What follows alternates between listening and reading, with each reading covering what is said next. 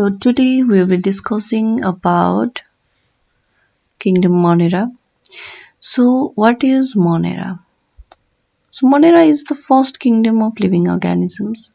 It includes a simple one-celled microorganisms, that is the unicellular microorganisms that do not have a true nucleus in it.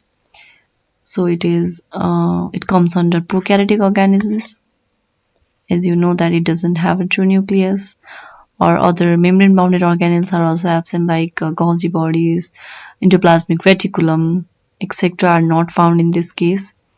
And as you know from the name prokaryotic organisms, pro means primitive, and here the karyo stands for nucleus. So prokaryotic organisms are those that contains the primitive nucleus in it, which is also known as by the name as incipient nucleus or nucleoid. You can see here as well, or it can be called as genophore. So now let's discuss about its character. It is cosmopolitan in distribution, that is, it is found everywhere in the nature except the burning fire. There is an exception, and it is also called as a ubiquitous distribution, that is the same synonym of cosmopolitan. Likewise, it is microscopic in nature. We can't see bacteria from the naked eyes. As you know that the Kingdom Monera includes bacteria in it. So bacteria are the microscopic organisms, and we have already discussed it as no true nucleus and membrane-bounded organelles, and they have the naked circular double-stranded DNA in it.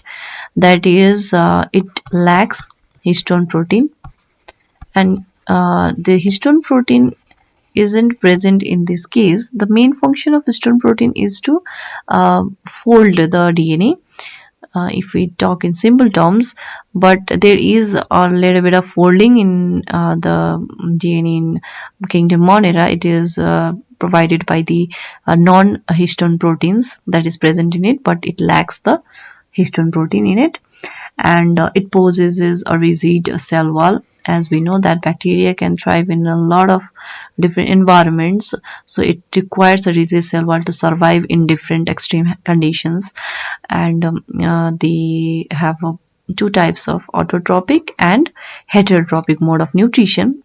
And the meaning of autotrophic nutrition is that they can prepare their own food, and it is prepared by two processes. One type of bacteria inside the autotrophic bacteria are, one is the photosynthetic bacteria, that is the one which prepares their food in the presence of the pigments like bacteriochlorophyll, and there is a difference in the photosynthetic bacteria's reactions compared to the green plants, where water is utilized to reduce the carbon dioxide, and oxygen is evolved in case of the plant's photosynthesis. But unlike in photosynthetic bacteria, there is no there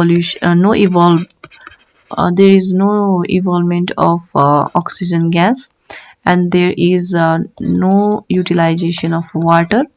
Instead, they use gases like hydrogen sulfide and thiosulfate to break the or reduce the carbon dioxide and evolve sulfur as the byproduct, or in some cases sulfur is also not produced and other contents are produced.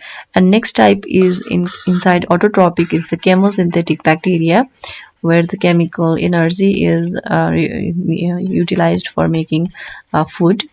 So there are two types of inside autotrophic nutrition mode, and the heterotropic mode of nutrition containing bacteria includes the bacteria like that of parasitic bacteria, for example E. coli.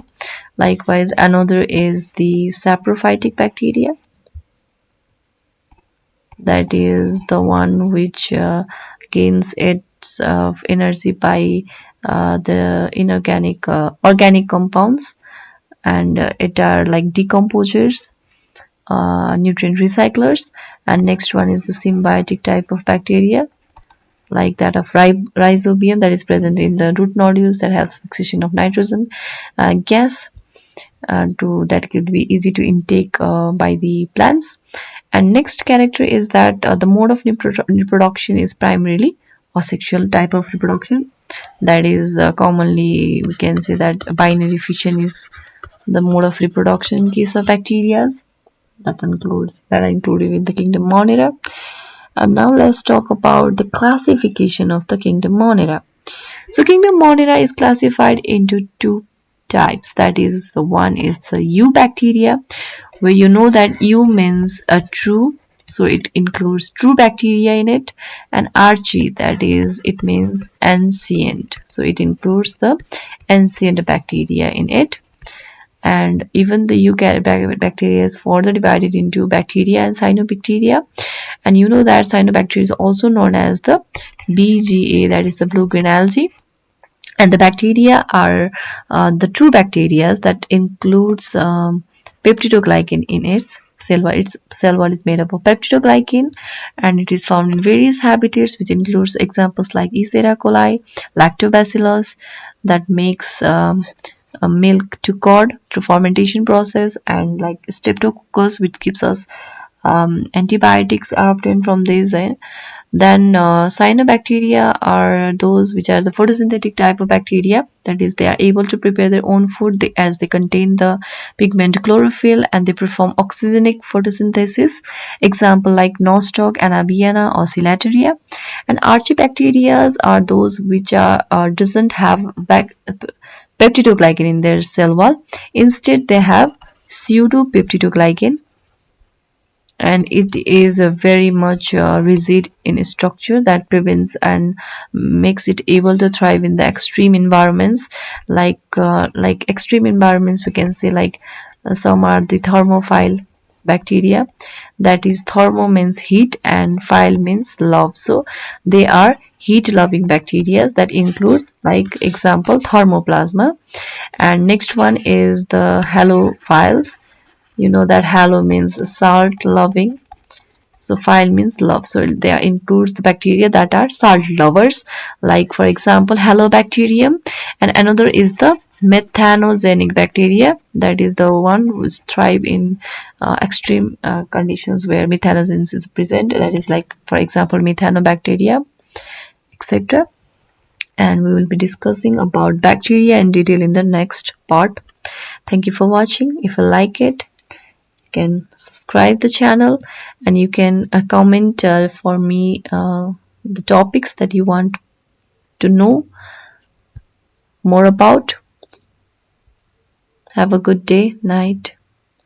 Bye bye.